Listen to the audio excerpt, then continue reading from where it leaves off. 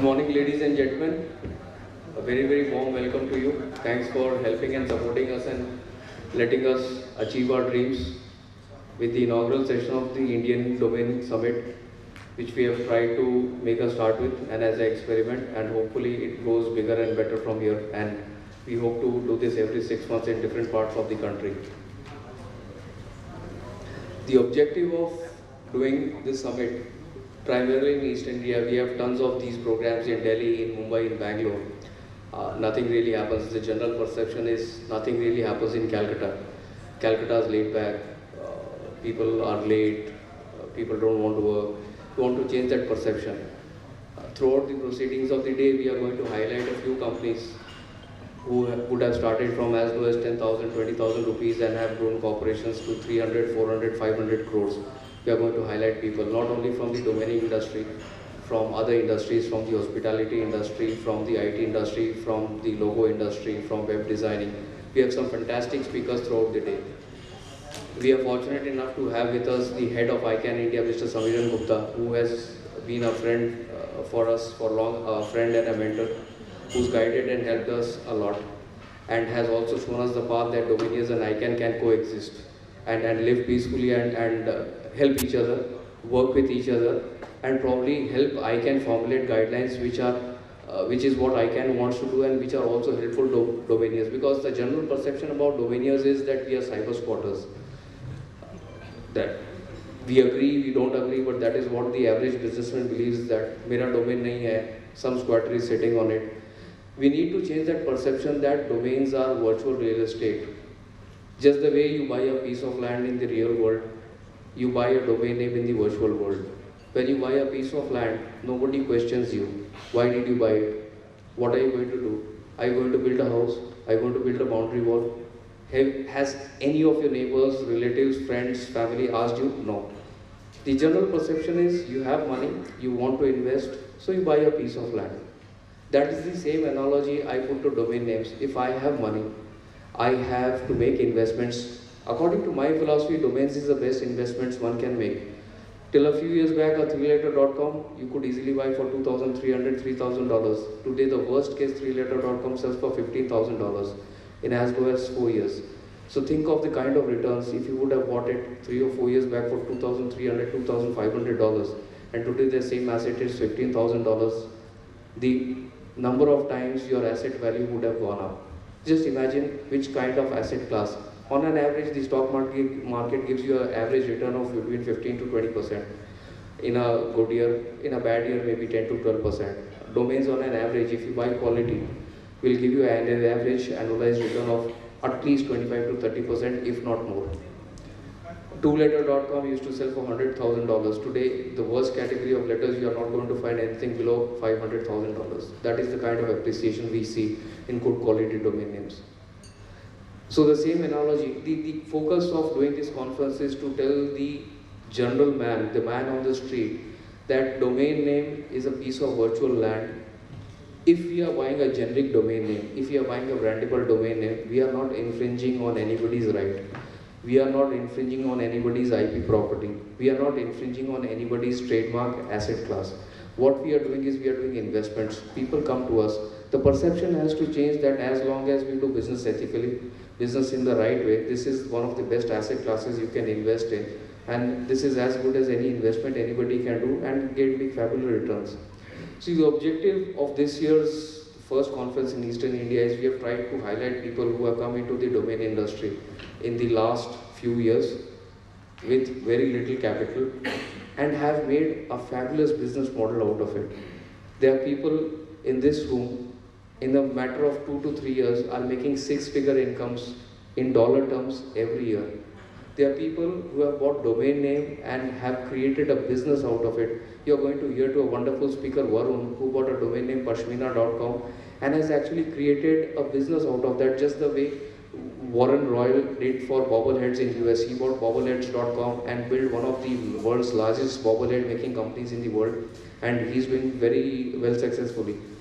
Varun is one such guy who's trying to do the pashmina.com, and God willing, I think he'll be one of the most successful e-commerce players in his own industry. We have people like Manish Lunja, who did not start it too far, a couple of years back. And today, if you see his inventory, he has one-work.coms like discrimination.com, he has a lot of three-letter.coms, and this is what he has all created from the capital which he invested in the initial time. We have people like Jay Podiyar, who is very active in the domaining space. He does a lot of workshops in his startup cafe free of cost, just to create awareness without charging a single penny. We have people like Rohit Goyal, who have tried to master the art of outbound. We have the first female domainier from the country, Samiran Gupta. It takes a lot of courage, a lot of hard work, a lot of toil, a lot of time and energy to break into a male-dominated society. But this is the power of internet, that you don't feel discriminated, you don't feel less privileged, you don't feel that anybody is standing against you or you are standing against a wall. So we've tried to highlight her journey. She's been graceful enough to come all the way from Delhi and share her journey with us. We have Ashwin Vikona, one of our rising stars, who started out from a tier 3 city, Aurangabad, and who has created a fabulous mark in the domain industry. People worldwide now know him. Last month he went to Cambridge, I think so. That's right, Jay? Oxford. He went to Oxford University to deliver an exclusive speech on domain names, which is a great achievement for the domaining industry. None, even from our domaining counterparts in US, were able to do it. He went there and he highlighted the contribution we are making to the business world. It's a $2 billion industry today. Domain names like crypto.com, just take a guess, just to wake you guys up. I did this yesterday also.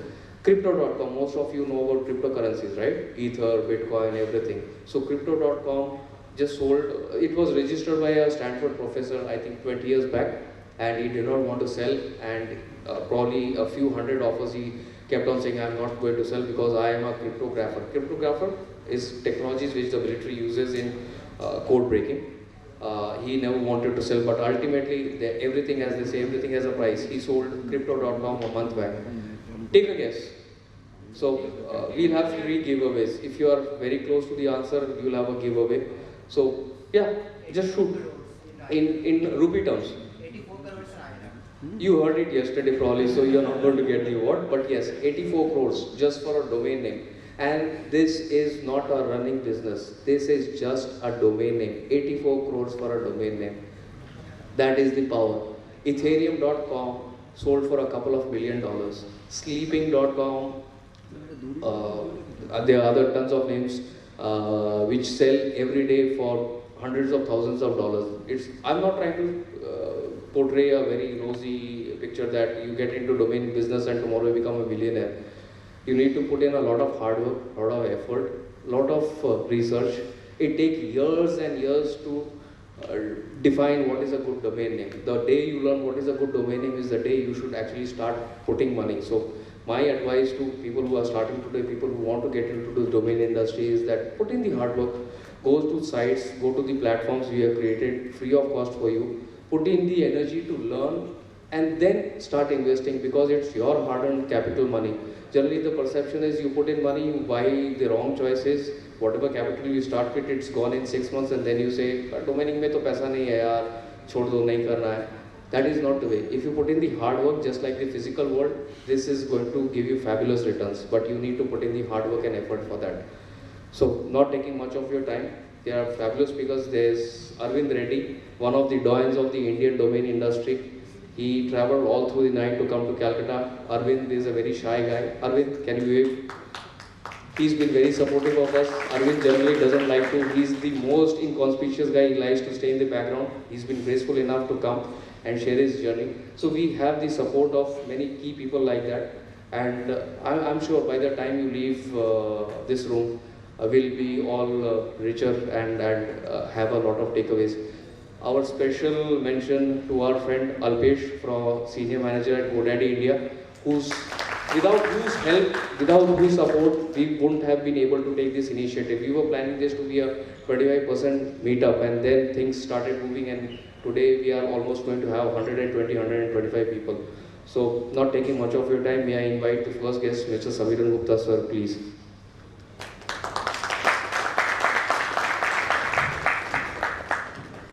Mr. Gupta is going to run a presentation about a brief history of internet, about ICANN, which will give you a broader understanding. You need to go through it, and then I'll throw a few questions at Mr. Gupta, and then the house will be open for you. So my only request, guys, please ask questions. If you feel shy, it's your loss. लोग क्या सोचेंगे? लोग के सोचने से आपको कोई फर्क नहीं पड़ने वाला. If you feel shy, raise your hand, write it on a sheet of paper, ask questions. It's for your benefit. This program is for you guys. Feel free to ask questions, and we are here to clarify as much as we can. Thank you.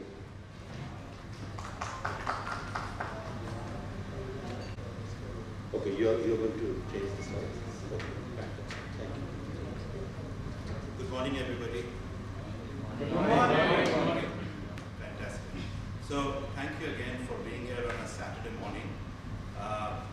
Firstly, I'd like to thank both Deepak and Jay for putting this together. I think it's very heartening to see this activity taking place in Kolkata, my city of youth. This is where I've grown up and spent a lot of time. So I need the flimsiest of excuses to come back, but this is a very good reason to have.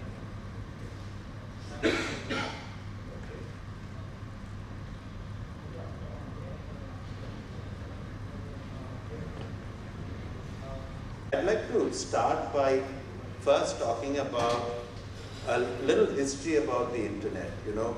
Where did it come from? How was it created? And how is it governed? And then I'll talk about what ICANN does. And lastly, I'll talk about how you can get involved in internet governance. Okay? So let's start. Yeah. So let me stand over here. So these are some numbers around internet coverage as of January this year. Okay. As you can see, about 53% of the world's population is today on the internet. And how is this possible? This was possible because the internet is open and it is what we call the network of networks. Now what does that mean? In a very simple sense, what a network of network means is that how many of you have Android phones? Just raise your hands. Most people have Android. Some of you probably have iPhone also. Anyone? Yes. Okay. So now there is a very simple example of network of networks is an Android device is able to speak to an iPhone or an iOS device online, okay, on the same platform. All right. So you need to understand that in this room, if we shut all the doors, if we put a server over there, and we can create an intranet, or we can call it the internet also. But if it does not connect to the lobby outside at the Radisson Hotel, then it's not part of the internet. It will be just the internet for this room, and very soon there will be very little. Beyond the point, we won't be able to do much. So the beauty of the internet is what Deepak was talking about earlier. There are no barriers over here. Okay, there are no barriers. This is why it is sort of agnostic platform, and anyone can come in and use it, hopefully respectfully and not abuse it. Next. So I'll take maybe 5 minutes to go over the quick history of the internet. So the work on the internet started in the United States in the late 1960s. It was a government project, and they were building something called the ARPANET. And what they were trying to do is to send what is known in technical term a packet of information from one location to another using the telecom network. Okay, and that process, started working, and then they started adding more nodes to the network. In other words, you went from point A to point B, but then you added a point C, and then you added a point D, and everybody was able to connect with each other and send and receive messages. So this was the birth of the internet. And then, in the beginning, there were various protocols, Mr. X may have used a certain protocol to send and receive. Mr. Y used a different protocol. It needed to be standardized so that everybody could have been on the same network. So by 1974, TCP/IP was designed by Windsurf and Bob Kahn, and it became the standard for everyone to use. But we have to wait till 1989, almost 15 years or 16 years, that the internet could be made usable by the general public when a browser was created by Tim Berners-Lee. Okay, that gave it a commercial face. Otherwise, and I've lived in the United States in the 80s before a browser was built. I could use the internet, but it was not a very user-friendly device. You had to write some code and and send and receive some messages. You couldn't attach anything. There was nothing to search. Okay, but once the browser was created, there were objects that you could view, that you can transfer, and you can share, and all of that started happening. 1993, the first browser actually was popularized. It was called the Mosaic. Next slide, please. 1998, the organization that I work for, ICANN, was formed, and we'll talk about ICANN a little later. And same year, Google was formed. By 2004, you had Facebook. Next slide. And by 2006, you had Twitter. 2009, you had Weibo launched in China, which is a Chinese social media platform. And in 2014, the US government said that they would not anymore have an oversight over what ICANN did. So I'll talk about the US government's role a little later, when we're talking about ICANN. So in other words, from 1st October 2016, as you can see over here, the internet was actually truly governed by a multi-stakeholder model system, and there is no one country which has any greater or lesser involvement. Every nation is involved. Stakeholders are involved in managing the internet. So if you have interest in learning more about the history of the internet, or even the history of ICANN, please visit our website, icann.org/history. There are a lot of videos which you could probably watch and learn from. So what keeps the internet the way it is? I started, my first slide was about this explosive growth. 4 billion, over 4 billion people, barely over a 20-year period, and all connected. If you look at the United Nations, the 17 Sustainable Development Goals, many of them are linked to the supposition that the internet works, or it's going to be delivered using broadband or internet. Okay, so what it is that the model of internet governance is called the multi-stakeholder model of internet governance, and it was not. It didn't happen just by magic. What happened really was in the late 1990s. In the late 1990s, there is something called the International Telecom Union, ITU, which is part of the United Nations. Okay, they saw this new activity.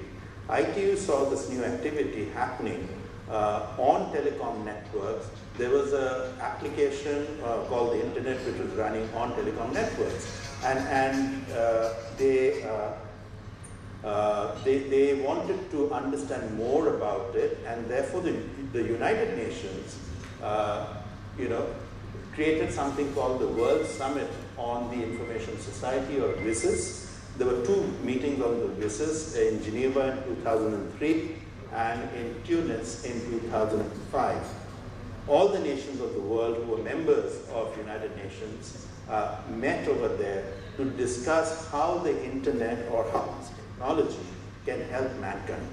And you know, by 2005, they were able to devise some kind of common goals which were acceptable to all nations around what the internet would do.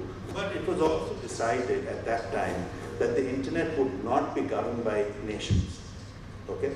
It would not be governed by nations. It would be governed in this multi-stakeholder model where, you know, the business community, the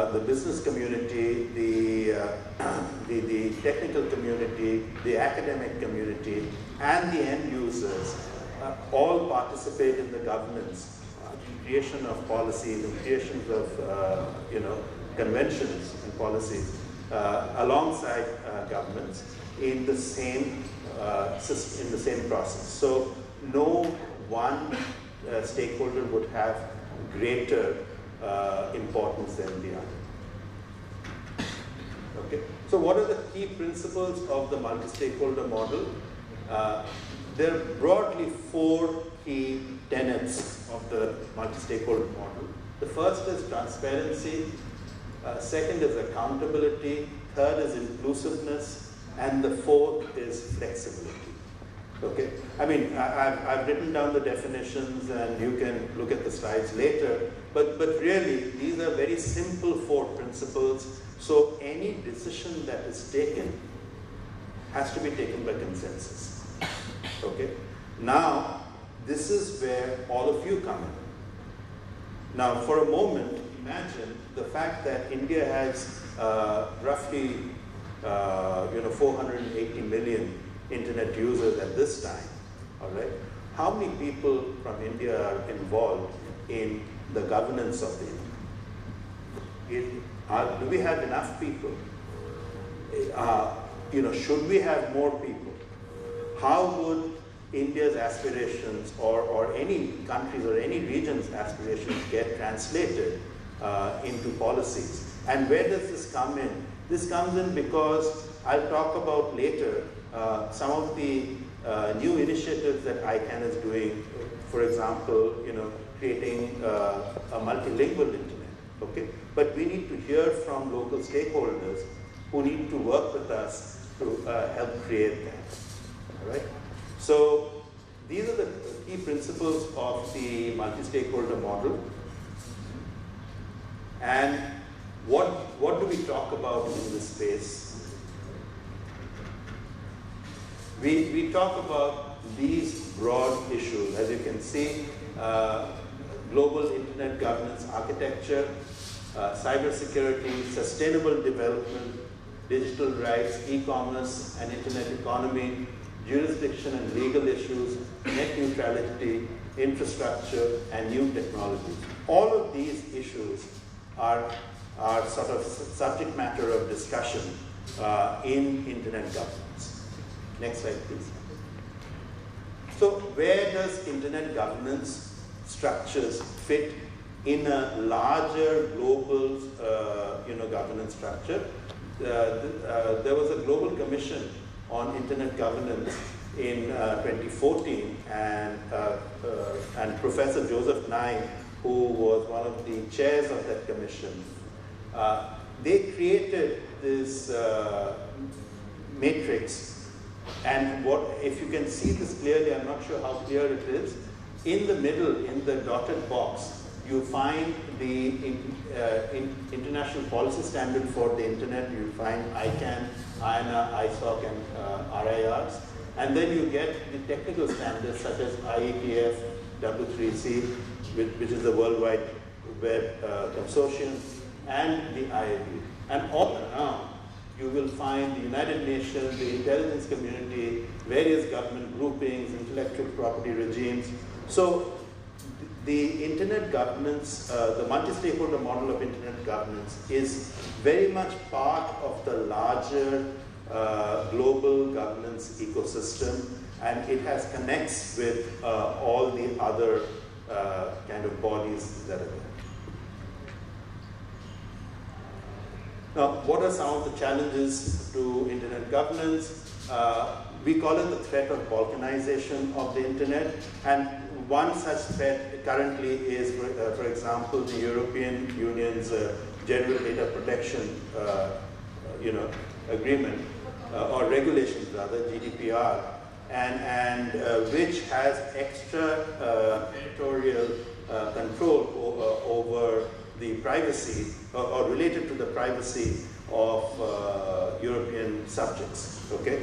And similarly, India is also working on some privacy laws. Now, I'm not saying this from a negative perspective. All I'm saying is that there would be some barriers that may get created in how the internet is accessed. I think we have a kitchen over here. They're getting things ready. So how the internet is accessed, but by and large, the internet still remains free and open, just the way it was at the starting. Next slide. So now I'm going to very quickly talk about ICANN before I end. Next slide, please. So what does ICANN do? ICANN is the Internet Corporation for Assigned Names and Numbers, and our mission is to ensure the stable and secure operations of the Internet's unique identifier system. Now, what are the unique identifier systems? These are really the names, numbers, and protocol parameters related to the domain name system, or the DNS. That is what ICANN is focused on. We are a technical organization. We are a non-profit body. When GoDaddy sells a domain name, we get a few cents from that. So that is how we are funded. So we are very conservatively run, but our mission is to just keep the DNS system very secure, stable, and resilient. Okay. Now, why is this important? There are various things in the definition. Again, I would encourage the organizers to share this deck. Please feel free to share it. You can read in more detail. But why this is important is, I'm going to make it easier for you to understand. When the internet was started, everything right off the dot, okay, let me just step back and say this. The internet technology works on this database that sits on the right of the dot. So when you go to google.com, that .com, that is the database which is called the root zone. Okay.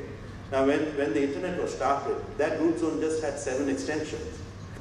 Those 7 extensions, like .com, .org, .net, .mil, and others. Okay. That 7 went to 22. Okay. And now there are about 1,250 odd extensions. Okay. Many of them are not in ASCII. In other words, there's a .bharat. There are 15 .bharats. Or there is a .geo. So there are all kinds. They're not 2 or 3 letter anymore. There's you have .dabur, D-A-B-U-R. So the technology has evolved. It has been made robust to be able to take these different variations, also in different scripts, not only the ASCII script, but Chinese or Devanagari or whichever other script, Cyrillic, so on and so forth. So our job is to keep that space secure. Okay? Next slide, please. And in performing our mission, ICANN will act in a manner that complies with and reflects ICANN's commitment and respects ICANN's core value, which is enhancing security, stability, and resiliency, and openness of the DNS and the internet. So I'm going to stop here and explain the openness of the DNS. So as I said earlier, we are looking to help the DNS become multilingual. In other words, if somebody only knows Bangla, that person should not have to type in any other script to reach the internet. Okay?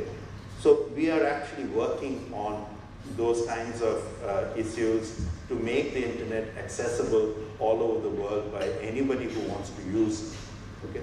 The second thing is employing open, transparent, and bottom-up multi-stakeholder policy development, which I think when Deepak and I chat, we can talk about that in more detail, and also operating with efficiency and excellence. In other words, we are a non-profit. We have very limited resources, but we need to spend that well and be effective for our stakeholders, which are yourselves. You're the community that we need to serve. Okay, next slide. So the ICANN multi-stakeholder community has two groups.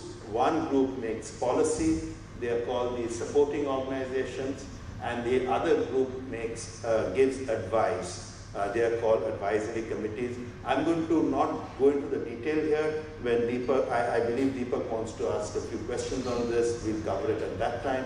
And I think we're coming to the end of the presentation. So we are very accessible. We are very open. You can reach us in many different ways. All of that is on the screen. But more importantly, there is no entry barrier.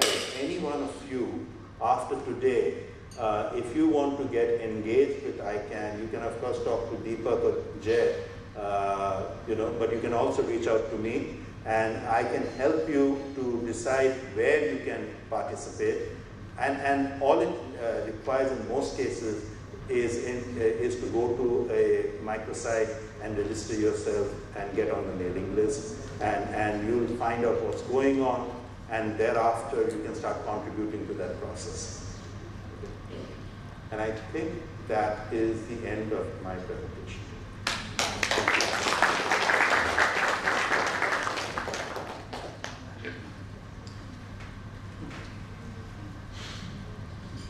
Thank you, sir. Wonderful presentation.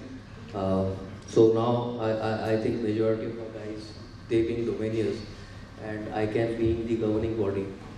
The first and foremost question, what is in it for domainiers from ICANN? Why should they associate with ICANN? Or ICANN as a nodal body, how can ICANN be a part of the domaining community? Right. So, as I mentioned, this is the way ICANN is governed is through the multi-stakeholder model. Okay, and there is room for everyone, whether it's a domainier or let's say the gentleman from GoDaddy, who's part of the business industry or the business community. All of them have a role to play. Let me give you an example of what the role, let's say, the domainier can have in this. So there could be 2 or 3 places. One is, there's something called the new GTLD program. Okay, so that's where, for example, a .club was created, or let's say even .geo, is actually a valid domain extension. It's a different matter that Reliance is not using it as a domain in that sense. When the policies are being made for the second round of allowing new GTLD names, and that is happening right now, you can get involved in that conversation, looking at your interests. In other words, if you're going to be buying and selling, whatever domain names in the future, you would want certain, you may have certain views on how you can do that, and therefore, to make sure that your views are heard, you should get involved in this process of governing the internet. Yeah. So I think majority of the guys would definitely have this question in mind without being too apparent that previously it was .com, .net, .org, yeah, and the country CCLD is like .co.in, sure. .co.in. Why did suddenly ICANN decide that we should have more new GTLDs. Right. And the first round of 1500 GTLDs was open up. Right. And it made not only life difficult for domainers, Right. the perception, Sure. but as well as for companies. Companies thought that now how can we protect our brand with so many GTLDs. So what was the thought process from the ICANN side to opening up so many new GTLDs? So the thought process was actually less from the ICANN side in that sense. It was more from the community side. The community told us that we want more competition. We want more choice. Just because, maintaining a database and which is, the number of hits that keep multiplying on a year-to-year level, when the internet was created initially to now has gone up exponentially, doesn't mean that we can't have choice. Right. Okay. Now, the community took about 7 years. It took about 7 years to find the most optimal model of the new GTLD program. Okay. So it was not something that some people decided and it just happened, or B, that ICANN decided and it just happened. We needed to look at it from the security, stability, and resiliency perspective. We also needed to look at it, so for example, what should be the rules around new GTLDs? Can it have a cross script? Can it have some, let's say Devanagari characters and some emojis? Or can it have a mix between a Devanagari and Latin? So, somebody had to take decisions on this, and the community had to get involved in this conversation. So, the new GTLD program was created in response to the community requirement of more choice and therefore more competition. Now, many companies, as you know, have used this program to secure their brand. Very large companies have done it. So, yeah. So if my understanding is correct, if you want to, in the next wave of new GTLDs being released, if you want to apply for a new extension, right. It can be if it can be .Deepak or .Samiran or whatever. The application fee is $175,000 right. US. Right. Why does it cost so much? So, you actually asked me 2 questions. Yes. Okay. So, can it be .Deepak? I believe it will be. I think the technology will allow a .Deepak in Devanagari, if that's what you want. Which is IDN.IDN. Yeah, so, IDN.IDN. So, internationalized domain names. In fact, there's a service currently available out of India, which is really fantastic. You can actually get a .Bharat email address, today in India, and it works. Okay. So the point being, it is not so much about will X replace Y or will something stop working. It is more about can we get a .Deepak. Okay. Right. So that's where the policy comes in, and in fact the policy for the second round is being reviewed at this moment. Anyone wants to join in that process, you're most welcome to. So that's the comment phase. Yeah, the public comments phase. So it's very much on. Okay, your second question was why does it cost $175,000 yes. and not, let's say, $100,000? Yes, or maybe $50,000. Or $50,000, yes. Right. So when again the policy was being made for the first round, certain expenses and contingency expenses were calculated. Okay. Because tomorrow, ICANN is a technical, it's a non-profit organization which is a technical body. But let's say tomorrow if there's a dispute between .Deepak and .J, okay? Interesting word. It's possible, 10 years from now. Jay, be careful. Right? So let's say there's a conflict, right? And both of them make ICANN a party to that conflict. As the governing body. As the governing body. Then what happens? How do we fund the legal expenses? Where will that money come from? Because we run on a tight budget. So how does that, where does that money come from? So those were the kinds of considerations that went into the process of deciding what the entry fee is, and what are the quarterly fees, and so on and so forth. So people like Jay are already pretty active with the ICANN body, with, Yes. with multiple. So as I'm sure most of the people, those who now after listening to your presentation, might be interested in working closely with ICANN. Sure. So I'll have a two-part question. My first question is, what are the different kinds of committees within ICANN? First part. Second part is, as somebody, as a domainer who wants to start today. Can you go back the slide? The third from the last. So today, as a domainer, I've heard about ICANN, but now after going through your presentation, I have that feeling that I should work with ICANN if I have to protect my interests also, if I want my voice to be heard. Where do I start? And how do I go about it? So let me go back to the presentation if we can. Okay, don't worry, I'll just talk through it. Totally. No problem. No problem. Ajay's coming. IT always fails when we want the most. Let me just talk through it. So as I mentioned earlier, I can see my face still, but as I mentioned earlier, there are two parts to this governance. Okay, just keep, next slide. Yes, stay. Okay, so right here, as I said, there are two parts to it. There is a policy making part and the policy advice part. Okay, the policy making part has three elements to it. The three bodies.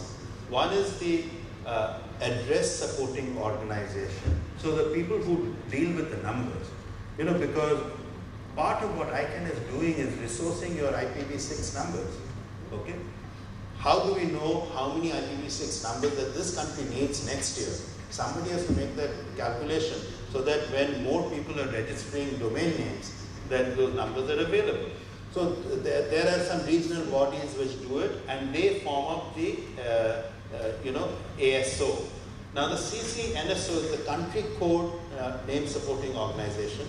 Now country codes like .in or .uk or .de, these are all sovereign properties of nations.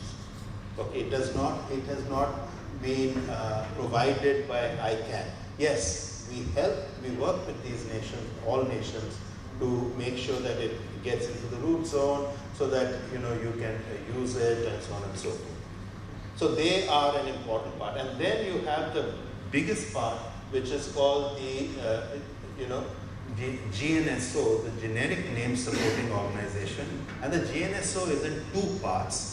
The one part has the contracted parties which have the contracted with ICANN, so which has basically the registries and registrars.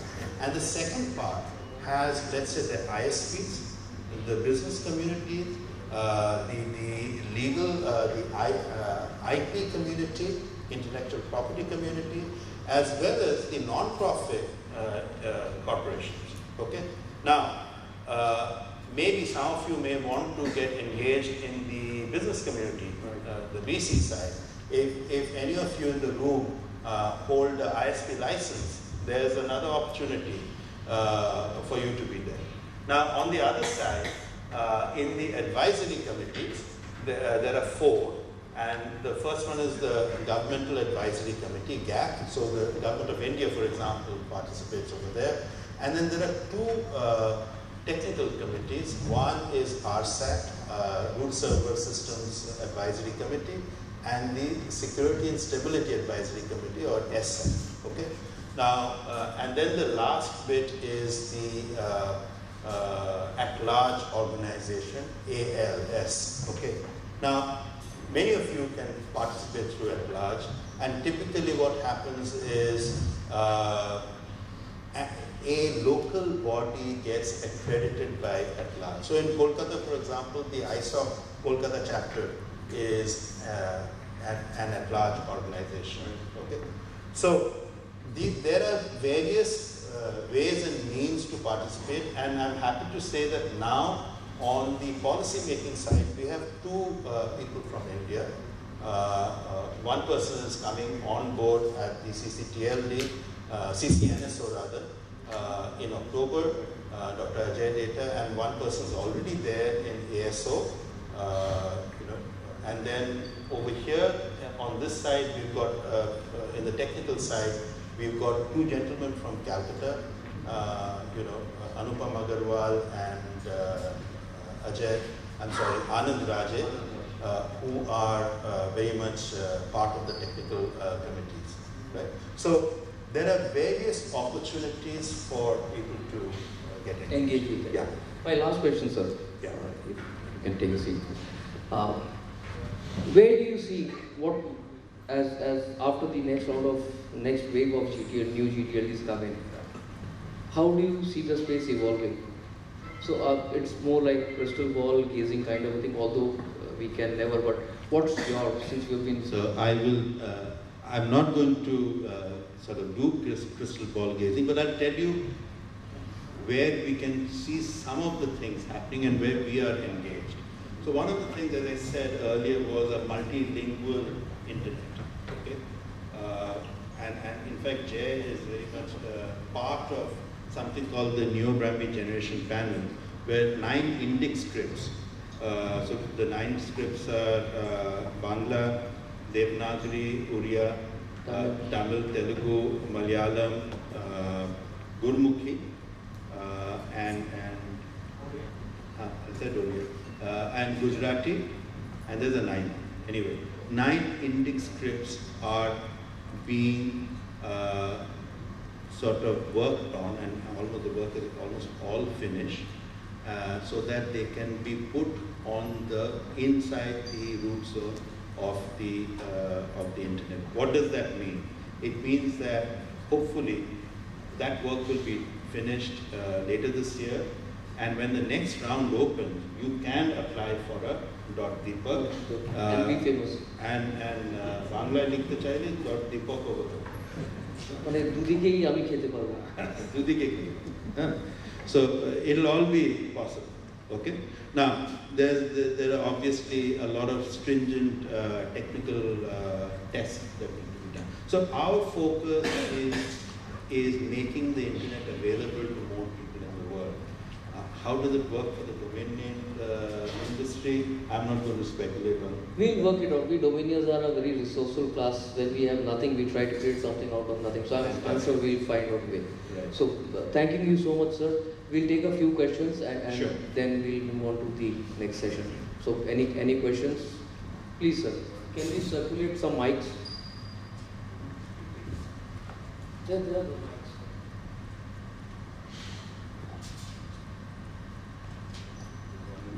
Yes.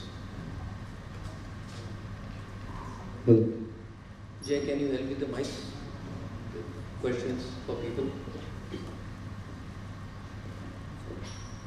Yes, the gentleman at the back. Please introduce yourself, be very specific with the questions, very specific. Yes, my name is Rahul Balasaria and I'm a founder of Kairos.com. We are an OTA. So my question to you is with regards to something similar which you asked with regards to the TLDs. You know, let's say if he wants to book .Deepak as a TLD which he wants to own. So is it mandatory that he needs to be operating as a registry, or can he as a corporation own that as an asset, as an investor? So you mean a new GTLD? Yeah. So you don't need to be a registry, but what happens, I think it's an excellent question. I mean, you know, the new GTLD agreements encompass the same principle that a registry has to follow. Okay, so .geo belongs to Reliance Jio. Okay, now so they've signed an agreement which has many elements that of a registry, contract. So yeah, so you don't have to become a registry first and do that. You can go directly and apply for something, and the contract will take care of this. So what you're essentially saying is that the contract will do the compliance work of we operating as a registry. You don't need to essentially get into the operations of a registry business. You will have to maintain. Let's take the example of let's say a .club, which is very active. Okay, but .hdfc bank also exists. They're not active, but they have to do a bare basic level of compliance on a quarter to quarter. Okay, so it is like, you cannot have like a bank account. You have a zero balance bank account. Some banks allow you to, and they don't charge you, but other banks don't. So we will be still charging for some basic level of maintenance. So if I have to put the same analogy, it's like doing your bare minimum filings with the registrar of companies, whether you are a billion-dollar corporation or a company with no operations. Exactly. So .sbi is very active. They are actually using the extension .sbi, but .hdfc is not. But the compliance level is the same for both. So my question, as an extrapolation to that is to Mr. Deepak, Mr. Deepak, in your opinion, in what phase of a company's branding or the goodwill should a company actually think of investing into a TLD with its company's name? It again depends upon the objectives of the company, like the example of .geo. Now, Geo as a company wants to create their own branding and a closed atmosphere. They want to have their own walled garden. They want to keep their services, their emails, everything in-house. So for them it makes sense.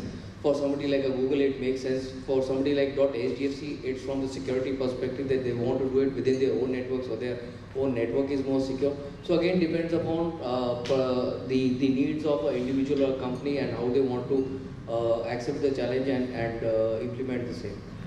Thank you so much. Again, it's on an individual basis. Thank you. Thank Any you other so much. questions? We'll take one last question for this. Sir. Gentleman at front, can you pass on the mic?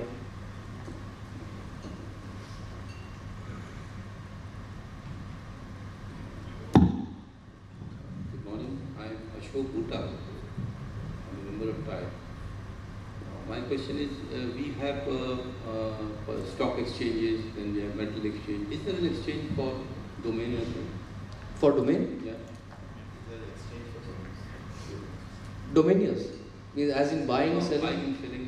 Yeah, we will be covering those. So the entire gamut of domain names, buying, selling, drops, outreach. We're going to cover it on the sessions coming in the next few hours. So we're going to cover that. Thank you. So thank you, Mr. Samiran Gupta. It's amazing analysis and our heartfelt gratitude that you could make it. May I please request Alpesh to come and hand over a memento of our gratitude to Mr. Gupta.